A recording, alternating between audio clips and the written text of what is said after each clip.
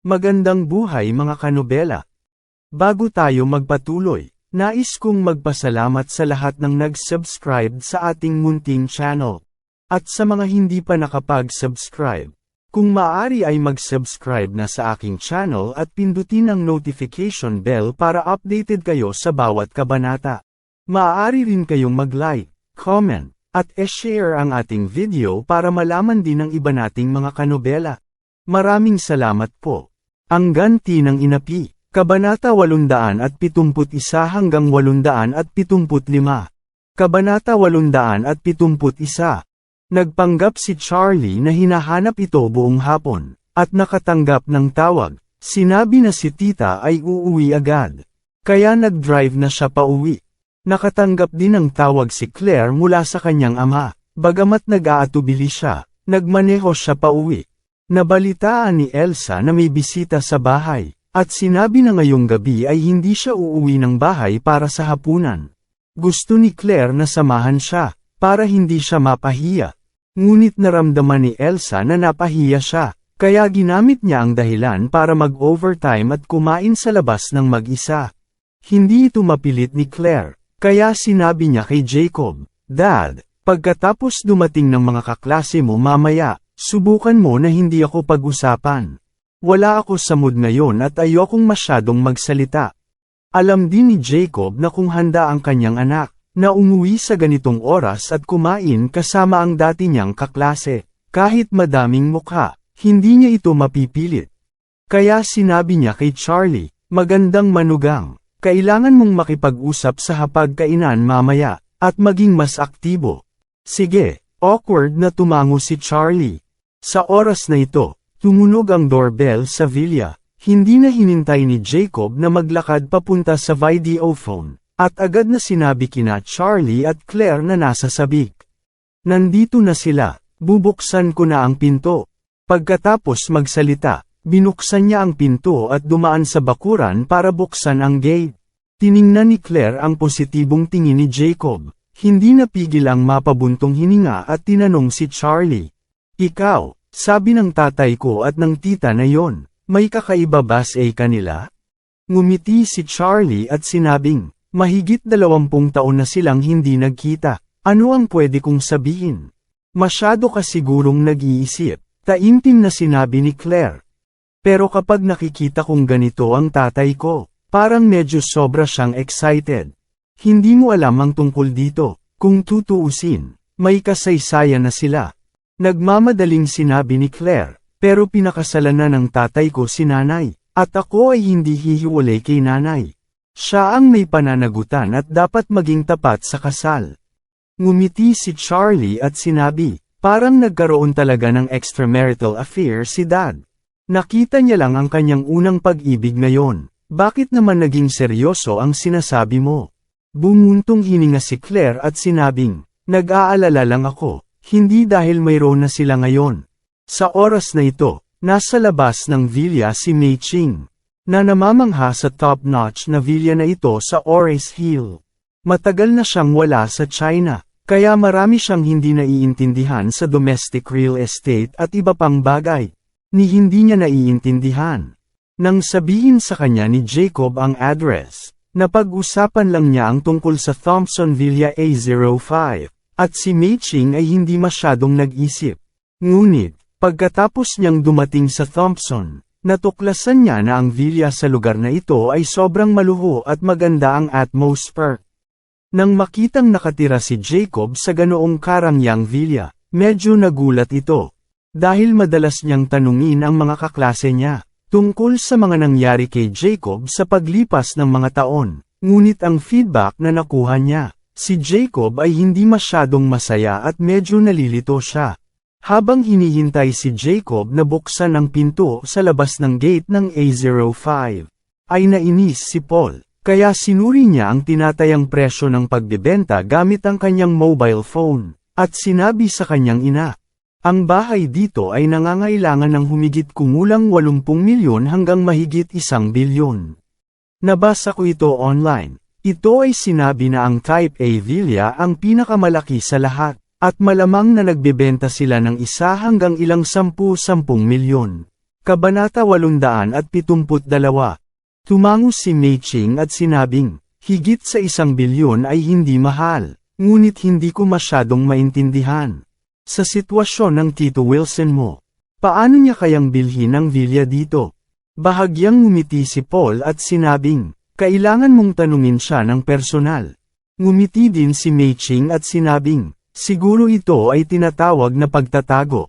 Nag-isip sandali si Paul at sinabing, well, let me be honest, nararamdaman ko na si Uncle Wilson ay isang mabuting tao. Ngunit hindi tulad ng isang nakatagong tao. Curious na tanong ni Mei Ching, ano ang ibig mong sabihin? Sabi ni Paul, wala lang, medyo kakaiba lang. Ngumiti si Mei Ching at sinabi, well, huwag na nating pag-usapan ito. Dapat masaya ko para sa dating kaklase na kayang tumira sa ganito kamahal na villa. Sa iba naman, hindi namin kailangan magtanong tungkol dito. Tumango si Paul at seryosong sinabi, Mom, tama ka. Sa oras na ito, binuksan na rin ni Jacob ang pinto ng villa. Nang makita niya si Mei Ching at Paul, tuwang-tuwa agad niyang sinabi, oh, Mei Ching, Paul, nandito na kayo, please pumasok na kayo. Ngumiti si Mei Ching at nagsabi, oh, Jacob, ang ganda talaga ng bahay mo. Pagpasok ko sa community ngayon lang, pakiramdam ko na high-end ang villa na ito. Ito dapat ang pinakamagandang villa sa Ores Hill. Mahinhin na sinabi ni Jacob, hindi ko alam kung ito ang pinakamahusay. Actually, 2 araw pa lang kami lumipat dito. Sina Mei Ching at Paul ay pumasok sa villa kasama si Jacob. Nang makita ang katangi-tanging palamuti sa bakuran, hindi napigilan ni Mei Ching na mapabuntong hininga. Mukhang napaka-thoughtful din ang decoration ng villa mo. Dapat itong idinisenyo para sa iyo ng high-end na designer. Sinabi ni Jacob, sa katunayan, ang villa na ito ay hindi namin pinalamutian. Sa katunayan, ang villa na ito ay ibinigay ng kaibigan ng aking manugang. Laking gulat ni Paul at nagsabi, Tito Wilson, itong villa ay nagkakahalaga ng higit sa 1 bilyon, tama ba? Ang kaibigan ni Charlie ay handang magbigay sa kanya ng ganitong mamahaling villa. Tumango si Jacob at sinabing, hindi lang ang villa ang binigay, pati ang dekorasyon ay binayaran ng kanyang kaibigan. Bumili lang kami ng mga kasangkapan sa aming sarili at hindi gumastos ng maraming pera. Si Paul ay nagtanan. Ang villa na ito ba ay kinita rin ni Charlie sa pagpapakita ng feng shui sa iba? Tuwang-tuwang sinabi ni Jacob, tama ang hula mo. Ang villa na ito ay ang kanyang gantimpala sa pagpapakita ng feng shui. Sabihin ko sa iyo, huwag tumingin sa aking manugang. Parang wala lang seryoso sa paggawa ng mga bagay. Ngunit ang kakayahang tumingin ng feng shui ay tunay na kakaiba sa mataas na klase ng Ores Hill. Nakaramdam ng kaunting kakaiba si Paul sa kanyang puso. Normally speaking, gaano man kamahal ang feng shui master, magkakaroon ng higit sa 1 o 200 milyong mga presyo ng isang beses. Tama ba? Ipinakita ni Charlie sa iba ang feng shui, at ang iba ay nagbigay sa kanya ng napakagandang villa. Kasama nito ang katangi-tangi na palamuti. Hindi lang ito dapat para sa villa, dapat may iba pang dahilan. Mukhang hindi ordinaryong tao si Charlie. Sa pag-iisip nito, hindi napigilan ni Paul na mapabulalas. Sa totoo lang, naniniwala din ako sa feng shui. Ngunit hindi ko pa nakilala ang isang napakahusay na feng shui master. Since si Charlie ay kaya ang feng shui, kung gayon, dapat hilingin ko kay Charlie na tingnan ang feng shui ng aking bagong kumpanya. Napangiti si Jacob at sinabing, kung gayon ay maaari kang bumalik at makipag-usap sa kanya. Si Charlie ay napakakawili-wili. Naniniwala akong hindi kanya tatanggihan. Kabanata 873. Sa oras na ito, sinundo ni Jacob si Mei Ching at si Paul at pumasok sa bakuran. Nang magkita sila, nabigla si Claire kay Mei Ching. Narinig niyang sinabi ni Charlie na si Mei Ching na yun. Ang ugali at hitsura ay napakaganda. Ngunit hindi niya inaasahan na ito ay napakahusay. Naiinggit pa nga si Claire kay Mei Ching. Pagkatapos ng lahat, ito ay talagang kamangha-mangha, na ang isang babae, ay maaaring mapanatili ang isang magandang antas sa edad na 50. Medyo nagulat din si Mei Ching nang makita niya si Claire. Hindi niya talaga inaasahan na ang anak nina Jacob at Elaine ay napakaganda at kahanga-hanga. Ang katabi niyang si Paul, sa sandaling nakita niya si Claire, ay hindi napigilang matigilan.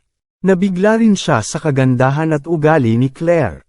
Ipinakilala ni Jacob sa oras na ito, Mei Ching, hayaan mong ipakilala ko sa iyo. Ito ang aking anak na si Claire. Pagkatapos noon, tumingin ulit siya kay Claire at nakangiting sinabi, Claire, si Mei Ching ay matandang kaklase ng tatay mo. Baka gusto mo siyang tawaging tita. Nagulat si Claire sa kagandahan at ugali ni Mei Ching, at kasabay nito lalo pang nag-aalala sa relasyon nila ng kanyang ama. Dahil kumpara kay Mei Ching, ang kanyang ina ay talagang 1,000 milya ang layo. Isa pa, hindi stable ang relasyon nilang dalawa. Ngayon, na merong tulad ng isang malakas na kakumpetensya, ito ay magiging mas marupok. Gayunpaman, dahil sa pagiging magalang, nakipagkamay siya kay Mei Ching ng napakainit, at nagsabi ng may paggalang, Hello, tita. Ngumiti si Mei Ching at taimtim na bumuntong hininga. Claire, napakaganda mo talaga. Mahinhin na sinabi ni Claire. Tita, talagang pinahahalagahan mo ito, kung ikukumpara sa iyo. Malayo ako. Hindi, seryosong sabi ni Mei Ching, noong kasing edad mo ako, hindi ako kasing ganda mo. Pagkatapos noon, tumingin siya kay Charlie at nakangiting sinabi, Charlie is really blessed to marry ng napakabuting asawa. Ngumiti si Charlie, tumango at sinabing, Tita, tama ka, ito ang aking pagpapala. Ngumiti si Mei Ching at muling ipinakilala ang kanyang anak, Claire. Ito ang anak kong si Paul. Siya dapat ay mas bata sa iyo ng 1 taon. It stands to reason that he should call you sister. Si Paul sa gilid ay nagmamadaling inilahad ang kanyang kamay kay Claire at seryosong nagsabi, Hello, Miss Wilson. Ako si Paul. Ang aking buong pangalan ay Paul Smith, at natutuwa akong makilala ka. Nag-aalangan si Claire kung makikipagkamay kay Paul. At nagmamadaling sinabi ni Mei Ching, Anak, may asawa na si Claire. Ito ay kinakailangan upang maiwasan ang hinala kapag nakikipag-ugnayan sa opposite sex. Noon lang natauhan si Paul, nagmamadaling binawi ang kamay at ngumiti, nahihiya talaga ako, dahil nagmamadali ako. Bahagyang tumango si Claire at ngumiti bilang tugon. Hindi maiwasan ni Charlie na magulat. Ang pagtuturo ni Mei Ching ay talagang pambihira.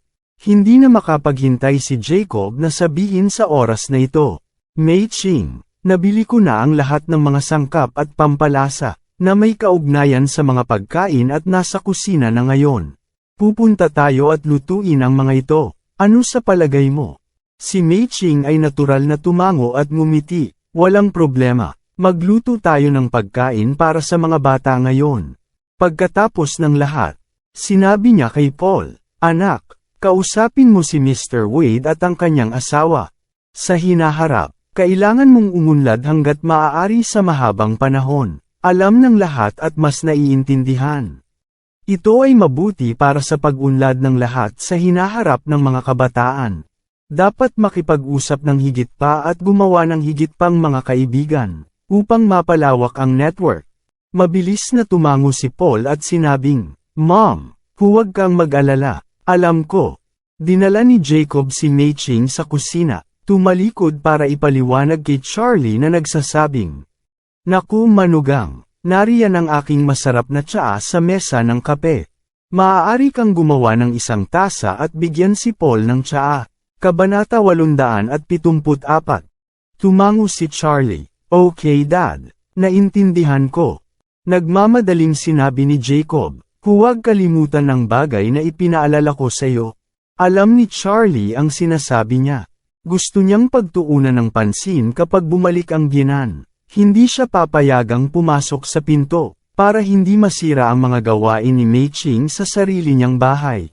Kaya't ngumiti siya at sinabi, Dad, huwag kang mag-alala, bibigyan kita ng utos ng militar para sa bagay na ito. At walang magkakamali. Nag-thumbs up si Jacob sa kanya at napabulalas. Talagang mabuti ang aking manugang. Pagkatapos magsalita, kinuha ni Jacob si Mei Ching at bumulusok sa kusina. Curious na tinanong ni Claire si Charlie, ano ang sinabi sa'yo ni Dad? Misteryoso kayong dalawa at tila nasasangkot sa isang kaiyahiyang sabuatan. Sabi ni Charlie, siguradong hindi niya masabi sa kanya, na pinayagan siya ni Dad dito para bantayan. Kung si Nanay ay babalik, dadalhin niya siya, kung hindi niya kayang buhatin. Ipapatumba niya ito at dadalhin sa malayo. Kaya ngumiti siya at sinabing, okay lang, pinapasaya lang ako ni Dad kay Paul. Huwag mo siyang hayaang isipin mo na walang hospitality ang pamilya natin. Talaga, puno ng hindi makapaniwala si Claire. Seryosong sabi ni Charlie, syempre totoo. Hindi mo ba narinig na pinagawa niya ako ng tsaa para kay Paul ngayon lang? Gaya ng sinabi niya, dali-dali niyang binati si Paul at sinabi, pumunta ka rito Paul, at bibigyan kita ng isang high-end tea na binili ng biyenan ko sa WeChat tea seller. Pakiramdam ni Charlie na si Paul ay isang Amerikano. Kahit na siya ay kalahating lahi ng Chino, siya marahil ay hindi gaanong alam tungkol sa tsaa kapag siya ay naninirahan sa Estados Unidos. Sa makatuwid, ang ordinaryong tsaa na binili ng kanyang biyenan sa pamamagitan ng daya, ay dapat pa rin kayang lokohin siya. Sa hindi inaasahang pagkakataon, napangiti kaagad si Paul at sinabing, nako, ang pinakagusto ko ay ang pag-inom ng tsaa. Dahil may masarap na tsaa si Tio Wilson dito, dapat kong subukan ito. Nagulat sandali si Charlie, at nakangiting sinabi, dahil naiintindihan mo ang tsaa, saka sa tingin ko baka ma-disappoint ka. With that, pinaupo niya si Paul sa sofa. Ready to make tea. Ayaw talagang makipag-chat ni Claire sa anak ng unang kasintahan ng kanyang ama. Kaya sinabi niya sa dalawa, mag-usap kayong dalawa, hindi ako mahilig sa tsaa, at sumasakit ang ulo ko, pupunta ako sa kwarto at magpahinga sandali, sorry na aalis ako. Nagmamadaling tumayo si Paul at magalang na sinabi, okay Miss Wilson, magpahinga ka muna. Umakyat si Claire at sinabi ni Charlie, maupo ka, huwag kang tumayo at magsalita. Pagkaupo ni Paul, tumingin siya sa Hainan Yellow Rosewood sofa na nakaupo sa ilalim niya at nagulat na nagsabi. Ang material ng sofa na ito ay talagang maganda. Sa unang tingin, ito ay gawa sa sea yellow material, at luma na ito. Sa sandaling lumabas ang pulp, ang texture nito na kahoy ay partikular na maganda. Isang magandang bagay. Medyo natigilan si Charlie. Hindi niya talaga inaasahan na si Paul ay isang magkahalong lahi. Ang kanyang ina ay ganap na isang inchik. Magaling siyang magsalita ng Chinese, marunong ng tsaa, marunong sa kahoy, at kahit patina. Yung isang kalahati ng mga Amerikanong ninuno ng lalaking ito ay hindi peke, tama ba? At bakit ang kanyang libangan ay katulad ng kanyang matanda? Kung hindi dahil sa kanyang blonde na buhok at isang karaniwang puting kulay na balat, magdududa pa siya kung siya ay naiwan ng matandang guro. Kabanata 875. Kaya tumingin si Charlie kay Paul at nagtanong, Paul, madalas ka bang pumunta sa China dati? Umiling si Paul at nakangiting sinabi, pumupunta lang ako dito para sa negosyo paminsan-minsan. Ngunit sa bawat oras na hindi ito tumatagal ng higit sa isang linggo. Nagtataka si Charlie na nagtanong, kung gayon, paano mo alam ang napakaraming tungkol sa tsaa at Chinese na kasangkapan at kahoy? Napangiti si Paul at sinabi, ito ay higit sa lahat dahil gusto ng aking ina ang mga ito. Pumasok lang ako at nakipag-ugnayan sa mga ito noong bata pa ako. Gaya ng sinabi niya, muling sinabi ni Paul, huwag mo akong tingnan na para akong isang halo-halong lahi, at para akong higit sa isang puting lahi. Ngunit sa katunayan ako ay isang ganap na dilaw na tao sa aking mga buto. Ako ay masyadong naimpluwensyahan ng aking ina mula pa noong bata ako. Gusto ko ang kulturang Chino at pagkaing Chino. Gawin ng Chino at lahat ng bagay sa China. Ayan yon. Tumango si Charlie, nagpakulo ng tubig sa dagat ng tsaa, at nagsimulang maghanda ng tsaa, habang nagpapalam ang mga tao sa pagbili ng tsaa sa WeChat. Pagkatapos magtimpla ng tsaa, nagbuhos si Charlie ng isang tasa para kay Paul at sa kanyang sarili. ngumiti at sinabing, Paul, halika, tikman ang tsaa ng aking old master. Tumango si Paul at nagpasalamat, saka kinuha ang tasa ng tsaa at uminom. Kaagad pagkatapos, naging kakaiba ang kanyang ekspresyon. Matapos itong matikman ng mahabang panahon, nahihiyang nagsabi, ang sarap uminom ni Uncle Wilson, ang tsaa ay lubhang kakaiba. Sa totoo lang, hindi ko matitikman ang sarap nitong tsaa. Bakit si Uncle tinatrato ito bilang isang magandang kayamanan? Nasaan ang tsaa? Naisip ni Charlie sa sarili na kilala talaga nitong si Paul na ito. Higit na mas mahusay kaysa kanyang sariling asawa. Siya ay isang hangal na old master na umiinom ng ganitong uri ng tsaa. Hindi lang siya nabigong inumin ito, ngunit ang dami niyang ininom. Mas masarap ang lasa. Kung hindi niya ito pinigilan, tiyak na mahahanap niya ang babaeng nagbebenta ng tsaa para bumili. Kaya ngumiti siya at sinabi kay Paul, binili ng biyenan ang tsaa mula sa isang sinungaling sa WeChat. Ito ay nagkakahalaga ng maraming pera, ngunit talagang hindi ito isang magandang bagay. Naiintindihan din ni Paul ang nangyayari, bahagya siyang tumango at sinabi kay Charlie, merong superb na ipinagkatiwala ko sa iba at binili ko sa South. May pagkakataon akong bigyan ng ilan si Charlie sa susunod na araw. Ipatikim mo ito kay Tito Wilson. Ang sarap talaga ng tsaa. Ito ay isang tsaa na pinili at ginawa ng nangungunang master. Magalang na pinasalamatan siya ni Charlie at sinabi, ang biyenan ko ay walang gaanong alam tungkol sa tsaa, ngunit sobrang gusto lang niya. Kaya kung bibigyan mo siya ng magandang tsaa, ito ay magiging isang marahas na bagay. Itago mo lang at inumin ang tsaa na ito at libangin ang iyong sarili. Sa katunayan, ang psikolohikal na aktibidad ni Charlie ay hindi nagbigay sa kanya ng anumang magandang tsaa. Parang hindi nararapat para sa kanya na isang outsider. Hindi napagtanto ni Paul ang kaisipan ni Charlie. Napaisip siya sa sinabi sa kanya ni Jacob bago pumasok sa villa, at tumingin kay Charlie nang may pagtataka. Charlie, narinig kong sinabi ito ni Uncle Wilson na ang villa ay sayo. Totoo ba na nakuha mo ito sa feng shui? Bahagyang ngumiti si Charlie at sinabing, tama, sa totoo lang, hindi lang ito tumitingin sa feng shui. Ngunit sa pamamagitan ng pagtingin sa feng shui, nalulutas nito ang ilan sa mga mas mahalagang problema para sa iba. Taos-pusong sinabi ni Paul, Charlie, ako ay isang taong nag-aral ng aklat ng mga pagbabago at iba pang mga bagay.